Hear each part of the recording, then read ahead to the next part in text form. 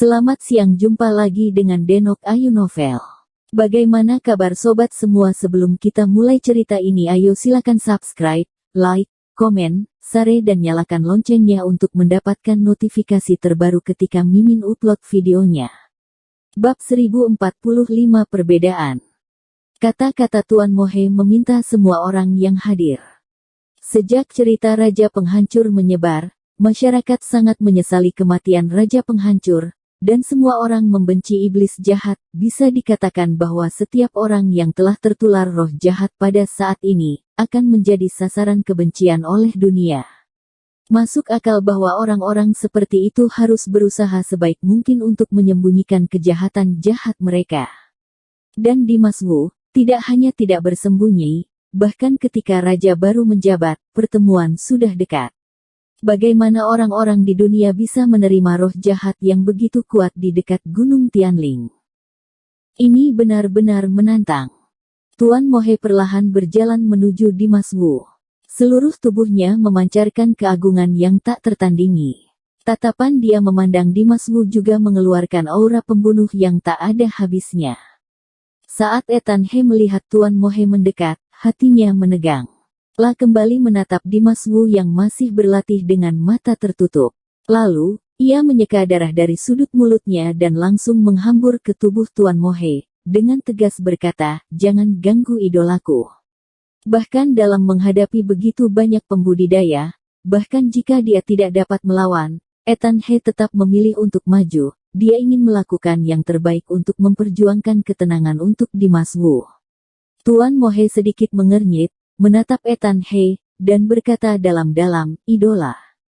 Kamu benar-benar menyebut iblis semacam ini idola." Ketika dia mengatakan ini, nada suara Tuan Mohe penuh dengan kemarahan yang jelas, dan aura pembunuh di matanya juga ditransfer ke Etan He. Para praktisi lainnya juga menunjukkan kesedihan dan menatap Etan He. Menganggap iblis sebagai berhala adalah hal yang sangat tabu dalam situasi sungai dan danau saat ini, dan bahkan lebih merupakan dosa yang tidak dapat diampuni.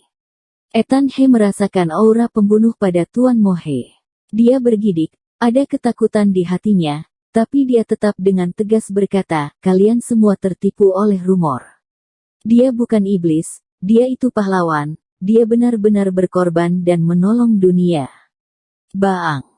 Sebelum kata-kata Etan He selesai, Tuan Mohe tidak tahan lagi dan langsung menamparkan Etan He dengan telapak tangan. Puff. Etan dia dipukul dan darah muncrat dari mulutnya, seluruh tubuhnya terpelanting. Meskipun telapak tangan Tuan Mohe tidak menggunakan banyak tenaga, itu sudah menjadi telapak tangan yang fatal bagi orang seperti Etan He yang bukanlah praktisi. Etan He terpelanting, dan kemudian menghantam tanah dengan keras. Tulangnya sepertinya patah, dan seluruh tubuhnya benar-benar lemas, wajahnya juga pucat, kelopak matanya terkulai, membuatnya sulit dibuka.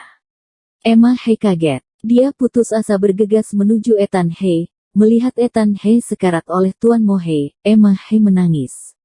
Dia jatuh dalam sekejap. Dengan tangisan yang dalam, dia bertanya pada Etan He dengan gugup, "Kakak, kamu baik-baik saja?" Etan He mendengar suara Emma He, dia mengangkat kelopak matanya dengan susah payah, dan menatap Emma He. Mulutnya juga terbuka, tetapi dia tidak bisa mengeluarkan suara apapun. Dia tidak memiliki kekuatan, dan seluruh tubuhnya sangat lemah. Melihat Etan He bahkan tidak bisa berbicara, Emma He bahkan lebih hancur. Dia menoleh tiba-tiba dan menatap Tuan Mohe dengan marah. Berteriak dengan marah, "Kakakku tidak ada masalah dan tidak ada dendam padamu, mengapa kamu memukulnya?" Menghadapi Emma He yang bertanya, Tuan Mohe tampak menghina. Dia menahan dengan tangannya dan berkata dengan arogan, "Mengapa? Berdasarkan apa yang dia katakan barusan, nasibnya cukup untuk mati 10.000 kali." Mendengar itu, orang lain pun ikut berseru, "Ya, tidak masalah kalau bukan praktisi. Tapi bodoh sekali menganggap orang-orang jahat itu sebagai pahlawan, dia pantas mati. Kalian bodoh dan penuh kebencian. Kalau kalian sadar diri, bawa kakakmu dan pergi dari sini, jika tidak, jangan salahkan orang-orang kami karena tidak kenal ampun." Para praktisi di tempat kejadian tidak repot-repot menyerang orang biasa tanpa kekuatan untuk mengikat ayam, tetapi orang-orang biasa seperti Ethan Hemahe yang berada di perusahaan setan menyentuh sisik punggung mereka, dan mereka tidak bisa tidak mengkritik dan mengkritik mereka. Hemahe memerah karena marah, dia berdiri tiba-tiba. Menghadapi semua orang, dia berteriak dengan tegas, jadi, apakah ini alasan kalian yang disebut orang benar secara sewenang-wenang kejam terhadap orang biasa? Kalian adalah praktisi, dan kalian tinggi di atas segalanya. Apakah orang biasa pantas dibunuh oleh kalian sesuka hati? Apa bedanya dengan iblis yang kalian sebutkan tadi? Setelah itu, Hemahe berkata dengan lantang dan kuat, dipenuhi dengan amarah yang benar. Dia tidak takut menyinggung praktisi munafik ini. Dia hanya ingin melampiaskan kesedihan dan amarahnya. Adegan berisik itu langsung menjadi sunyi, semua orang menutup mulut mereka, dan sepanjang malam sangat sunyi. Namun, dalam suasana tenang ini, aura pembunuh yang kental melonjak, dan aura pembunuh ini seperti arus bawah. Menyapu sembarangan, semua orang menatap Hemahe dengan niat membunuh yang suram. Perubahan hidup Tuan Mohe berkobar dengan cahaya yang sangat tajam. Dia perlahan mendekati Hemahe dan berkata dengan dingin, "Kamu kira, karena kamu adalah perempuan, jadi aku tidak akan membunuhmu." Setelah itu, Hemahe berkata dengan lantang dan kuat, dipenuhi dengan amarah yang benar. Dia tidak takut menyinggung praktisi munafik ini. Dia hanya ingin melampiaskan kesedihan dan amarahnya. Adegan berisik itu langsung menjadi sunyi, semua orang menutup mulut mereka, dan sepanjang malam sangat sunyi. Namun, dalam suasana tenang ini, aura pembunuh yang kental melonjak, dan aura pembunuh ini seperti arus bawah. Menyapu sembarangan, semua orang menatap Hemahe dengan niat membunuh yang suram. Perubahan hidup Tuan Mohe berkobar dengan cahaya yang sangat tajam. Dia perlahan mendekati Hemahe dan berkata dengan dingin, "Kamu kira, karena kamu adalah perempuan, jadi aku tidak akan membunuhmu." Saat berbicara, aura membunuh Tuan Mohe menjadi semakin kuat, dan auranya juga sangat menakutkan. Dia seperti kematian yang sengit, mendekati Hemahe selangkah demi selangkah. Hemahe diselimuti aura pembunuh Tuan Mohe, dan dia tiba-tiba merasakan tekanan yang belum pernah terjadi sebelumnya. Tapi meski begitu, dia masih memiliki wajah yang tegas. Dengan keras kepala berteriak, "Aku di sini bukan untuk menjadi tidak bermoral karena aku adalah generasi perempuan. Aku hanya tidak tahan dengan perilaku kalian membunuh orang yang tidak bersalah dengan cara seperti ini." Ketika Tuan Mohe mendengar ini, kesabarannya benar-benar habis. Dia tidak lagi ragu-ragu, dan berkata dengan dingin, "Karena kamu tidak bisa terbiasa, jangan melihatnya." Setelah berkata, Tuan Mohe mengangkat tangannya untuk memberikan pukulan kuat untuk Emma. Namun, begitu dia mengangkat tangannya, tiba-tiba, suara dari kerumunan di belakang tiba-tiba terdengar, "Mohe, mereka hanya orang biasa. Mungkin mereka hanya dimanfaatkan oleh iblis. Kamu tidak perlu serius sampai membunuh mereka, bukan?" Mendengar suara ini, semua orang menoleh dan melihat ke arah suara. Tuan Mohe juga berhenti dan melihat kembali ke sumber suara itu. Saat melihat seorang pria kuat yang berbicara, semua orang tiba-tiba menunjukkan penghinaan, dan berkata dengan jijik, aku pikir siapa? Ternyata orang bodoh dan tidak berguna.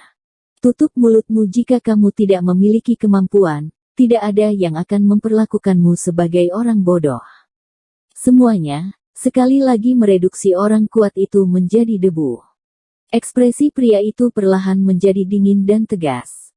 Dia mengertakkan gigi dan berkata dengan lantang, "Aku akui kalau kemampuanku memang tidak sebaik kamu, tapi aku tahu apa yang harus dilakukan dan apa yang tidak boleh dilakukan. Sama seperti gadis ini, jika kita membunuh orang lain sesuka hati, apa perbedaan antara kita dan iblis? Hidup dan mati." Tuan Mohe mengerutkan kening, mendengus dingin, lalu mengangkat tangannya dan membanting pria kuat itu. Baang! Melihat kekuatan luar biasa, seperti harimau yang keluar dari kandang, tiba-tiba menyerang orang kuat itu. Itu ganas dan mematikan. Baang. Pria kokoh itu terkena serangan, tubuhnya terpelanting, dan akhirnya jatuh ke tanah dengan kuat. Ada ledakan. Tubuhnya lemas, matanya terpejam, dan dia pingsan. Setelah melihat ini, mata Emma He tiba-tiba membelalak, dengan emosi di matanya. Tuan Mohe memandang Emma He dengan wajah dingin, dan berkata pelan, "Sekarang, aku akan membiarkanmu melihat bagaimana kami berbeda dari iblis, El." Setelah berkata itu, sosok Tuan Mohe melintas. Itu melintas tepat di depan Dimas Wu, dan pada saat yang sama, suara tegasnya bergema di langit malam, "Di depan kita, hanya ada satu jalan kematian untuk iblis. Inilah perbedaan antara kita dan iblis." Usai berkata, Tuan Mohe tidak ragu-ragu, langsung membanting Dimas Wu yang masih bersemedi dengan mata tertutup. Bersambung. Terima kasih kepada kalian yang telah menonton video ini. Jangan lupa tekan tombol subscribe-nya dan nyalakan notifikasinya untuk mendapatkan video-video seru lainnya dari Denok Ayu Novel.